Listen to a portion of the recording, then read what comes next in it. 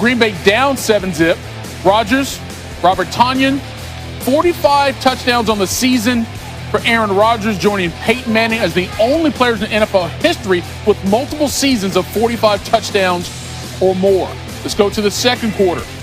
It's a 10-7 game now. Chicago up.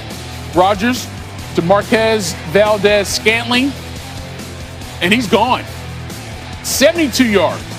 So Rodgers now with 46 touchdowns, second 70-plus yard touchdown of the season for Rodgers. Both of them went to Valdez-Scantling, so the Packers take the lead 14-10. 4 minutes to go before the half. Dominique Daphne. Rodgers a perfect 10 for 10 passing in the first half, 3 touchdowns. That was pretty good. Packers up 21-10. Let's go to the fourth quarter. Big moment here, 4th and 1 for the Bears. Mitch Trubisky can't get it to Allen Robinson. They return the ball over on downs. Ensuing possession. Packers trying to ice it. Aaron Jones into the end zone. So Green Bay looking to lock up that number 1 seed. It's 28-16 here, less than 4 to play. Trubisky picked off by Adrian Amos. Packers win it 35-16. They're the number 1 seed in the NFC. We'll show you this play just because Rodgers, Devontae Adams, another touchdown. Way to go, Aaron. Live on SportsCenter now, losing coach Matt Nagy. So, I'll start off with the game in regards to how everything went. You get to the fourth quarter against this team, and you have that 4th and 1, 3rd and 1, then 4th and 1, 11 minutes to go, and a touchdown puts you ahead. And I thought that for really up until that point, we thought that, the game plan wise, it was really going how you want it to go. And in the fourth quarter to be right there, we just got to get that 4th and 1, and that bothers me that we didn't. So we as coaches, and we'll do a better job there, making sure we get that.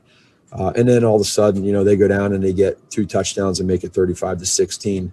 Red zone, not good enough. 1 for 5 in the red zone. You can't play the Green Bay Packers and Aaron Rodgers and kick field goals. We have to get touchdowns. There's no other way. And then he's 4 for 4 in the red zone. We had 6 fourth down conversions, which is probably more than we had all year long. Time of possession against this team is what we wanted. We had 35-24 time of possession, and that's hard to do against them. Our defense to come out in the third quarter there and to get that 5 and out and that 3 and out. If you get an opportunity he throws you a ball. I'd love to be able to, make that an interception with 2 or 3 of those that we had. We didn't, but we did get off the field. So I give credit there. Again, red zone for them was good. Red zone for us was bad offensively. And so, being in that locker room afterwards, this is my first time where you lose a game, but yet you find out that you're in. And so the message to the team is this: it's okay to feel like crap right now. We put a lot of time and effort and energy into winning this football game, and it sucks when you lose.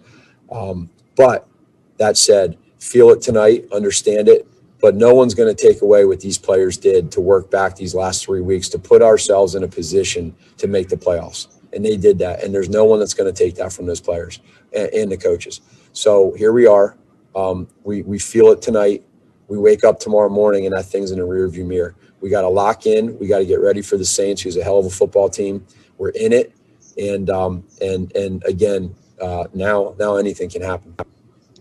First up. All right, so the Bears are the 7th seed in the NFC. The Packers are the top seed. Here's Devontae Adams. Feels good, man. Feels good. I would have been happy regardless, just getting this bye, being able to move into here, having everything go through Lambeau, move out of this place and just get back and have a week's rest. But, it definitely feels good. It's put in a lot of hard work, and, I've come up short of a few different things in my career. So it feels good to be able to achieve that. Aaron Nagler. Devontae, first of all, congrats on the receptions record. Never thought that would be broken after watching every single thing Sterling ever did in that building. Second of all, was there a point in this game, obviously 6 targets, 6 receptions, was there a point where you said on the sideline, get me the ball? Because it didn't seem like you were involved early, but then all of a sudden it was like, okay, we're going to feed Devontae. Yeah, well, honestly, I was, just for the mojo of the team, I wanted to stay as positive about things, but it gets frustrating just because, all I care about is the offense doing well. So if we, first half we're moving the ball well, scoring, doing what we got to do, it doesn't really matter. But when we hit a stalemate and we're not really productive the way that we should be or the way we can be, that's when it starts to get, a little frustrating. But it is what it is. I feel like I got trust in our coaches and the rest of our team to go out and take care of business as well. So just try not to panic in situations like that, especially with everything that we had on the line. We just wanted to make sure we stayed as calm as possible and just trusted it. But it was definitely a conversation that was had, but it was initiated by the coaches just to make sure that they made a conscious effort to get me involved. And, from there, I just had to make sure I made plays, and I tried to do that on, those last 2 drives. So back to Rodgers throwing for 4 touchdowns in this game to clinch that number 1 seed in the NFC. It's his 11th career game with at least 3 passing touchdowns against the Bears. He also finishes the season with 48, tied for 5th most in single season in NFL history. Every quarterback who threw at least 48 touchdowns, see these guys on the list, they all won the MVP that year. All right, so bring the guys back in. Tim, let me start with you. What did you see from number 12 today? Listen, it's remarkable what he's able to do. Is really what makes him so special. It's one thing to just execute the plan and the call that comes into the huddle, but his ability to go above and beyond that is unique.